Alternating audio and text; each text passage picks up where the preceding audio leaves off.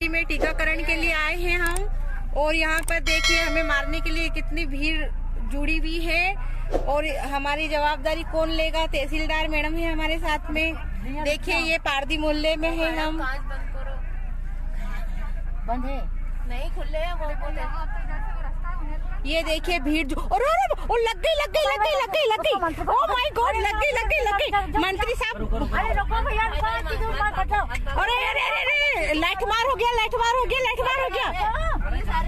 अरे यार पुलिस आ रही ना। पुलिस कहाँ गई है? अपन मार खाएंगे क्या इनकी? कहाँ से? हाँ, वो उसको पड़ गई है। वो कौन थे साथ में? वो समय सात सचिव को मारा। सात सचिव को लग गई है इस बीच में, है ना? अरे यार माय गॉड। ये जो वीडियो आपने अभी टीवी स्क्रीन पर देखा, ये उज्जैन का है।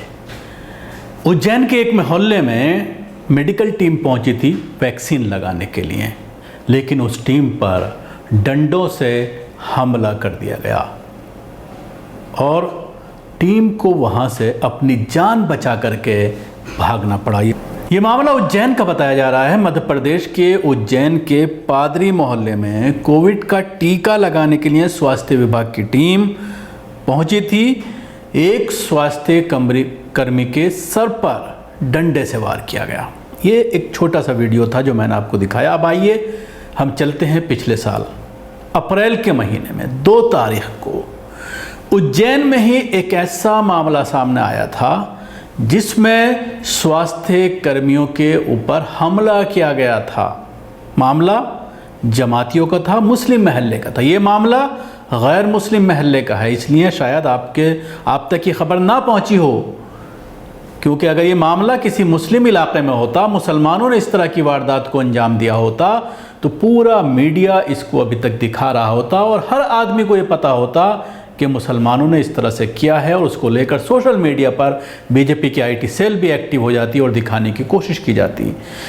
2 अप्रैल को उज्जैन में ही इस तरह का मामला सामने आया था। मैं आपको बताना चाहूंगा कि 2 तारीख को जब ये पूरा हमला हुआ था तो आपने देखा होगा सोशल मीडिया पर किस तरह से उसको वायरल किया गया था, और उसके साथ ही मुख्य समाचार पत्रों में और टीवी चैनल्स पर बाकायदा उस पर बहस हुई थी और पूरी कम्युनिटी को, मुस्लिम कम्युनिटी को कटघरे में खड़ा करके ये आरोप लगाए गए थे कि ये स्वास्थ्य कर्मियों के ऊपर थूक रहे हैं और उन लोगों को दौड़ा रहे हैं जो उनका टेस्ट करने के लिए पहुंचे हैं, कहीं वो पॉजिटिव तो नहीं हैं।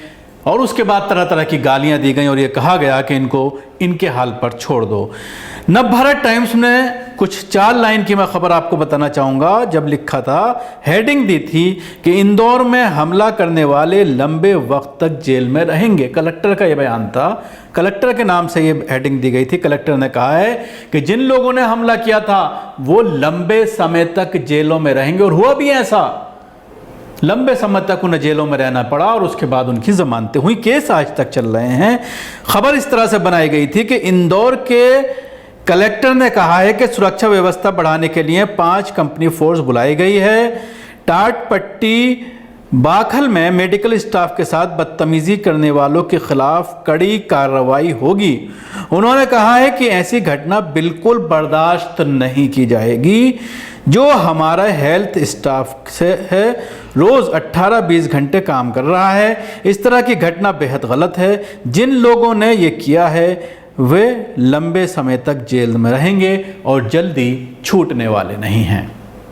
अब सवाल यही खड़ा होता है, क्या कलेक्टर साहब, उज्जैन का ही मामला है, बीजेपी की ही सरकार थी पिछले साल भी और अब भी शिवराज सिंह चौहान की सरकार है, जिस तरह से पूर्व मुख्यमंत्री को उन्होंने एक बयान पर घेरा है और उनके खिलाफ एफआईआर दर्ज की गई है कमलनाथ के खिलाफ, तो क्या इस गैर मुस्लिम महल्ले के खिलाफ भी इसी तरह का मामला दर्ज किया जाएगा? क्या कोई बयान आएगा उनकी तरफ से या कलेक्टर की तरफ से या एसएसपी एसपी की तरफ से, पुलिस अधिकारियों की तरफ से, कि उनके खिलाफ सख्त कार्रवाई की जाएगी? दोहरा रवैया है, इसी वजह से मुसलमानों के अंदर असुरक्षा की भावना देश में बढ़ती चली जा रही है, क्योंकि हर केस में यह देखने आ रहा है जहां पर बीजेपी की सरकारें हैं राज्यों में, वहां पर दोहरा रवैया अपनाया जाता है।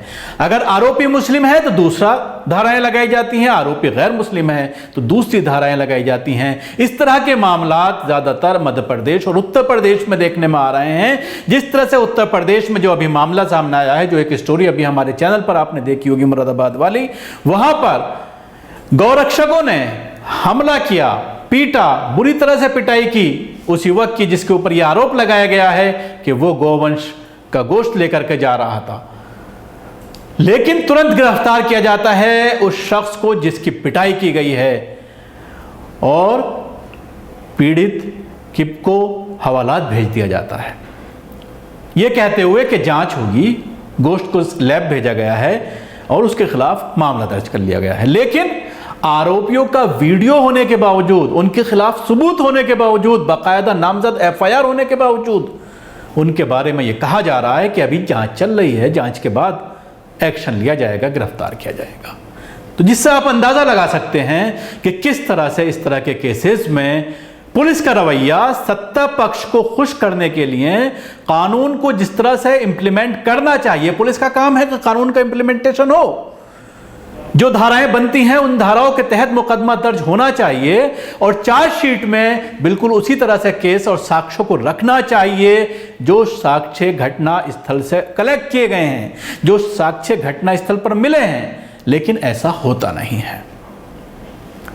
तो सवाल यही खड़ा होता है कि जिस एजेंसी का काम है कानून को लागू करना, कानूनी प्रक्रिया को कोर्ट तक पहुंचाना, कोर्ट में साक्ष्यों को पहुंचाना सही ढंग से, तोड़ मोड़ों के नहीं पहुंचाना, जब वही घालमेल करेगी, वही जब सत्ता की चाटुकारिता करेगी, वही जब उस पार्टी की चाटुकारिता करेगी जिसकी उस राज्य में सरकार है और उसी के अकॉर्डिंग कार्रवाई करेगी, अगर वो मुसलमान है और बीजेपी की सरकार है तो उसको गिरफ्तार कर लिया जाएगा, और अगर गैर मुस्लिम है और बीजेपी की सरकार है तो उसको खुला छोड़ दिया जाएगा।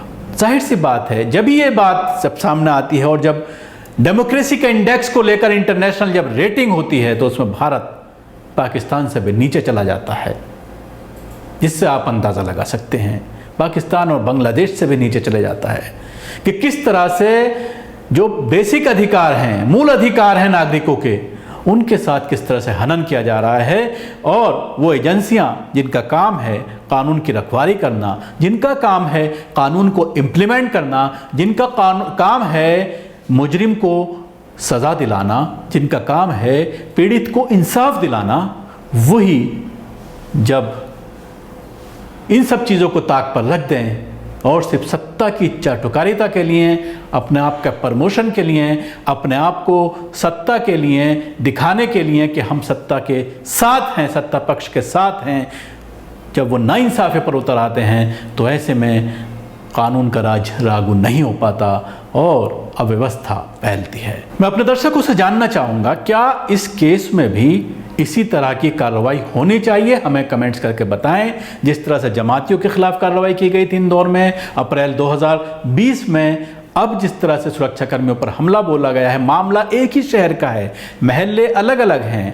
पहले मुस्लिम महल्ले का मामला था, आज गैर मुस्लिम महल्ले का मामला है। सुरक्षा कर्मियों को लाठी से पीटा गया है, लाठी पड़ी है सुरक्षा कर्मी के सर पर, उसका सर फट गया है, चोट आई हैं, अपनी जान बचा करके भागे हैं। तो क्या इनके खिलाफ भी इस तरह की धाराएं लगानी चाहिए? जिस तरह से कलेक्टर ने ये कहा था पिछली बार और करके दिखाया था कि लंबे समय तक मुसलमानों की बेल नहीं हो पाई थी, क्या इस केस में भी इस तरह की धाराएं लगाई जाएंगी कि इनकी बेल ना हो पाए?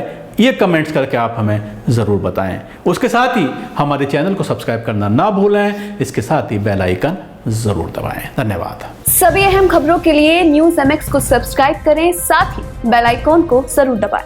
लाइक, शेयर, कमेंट करना ना भूलें।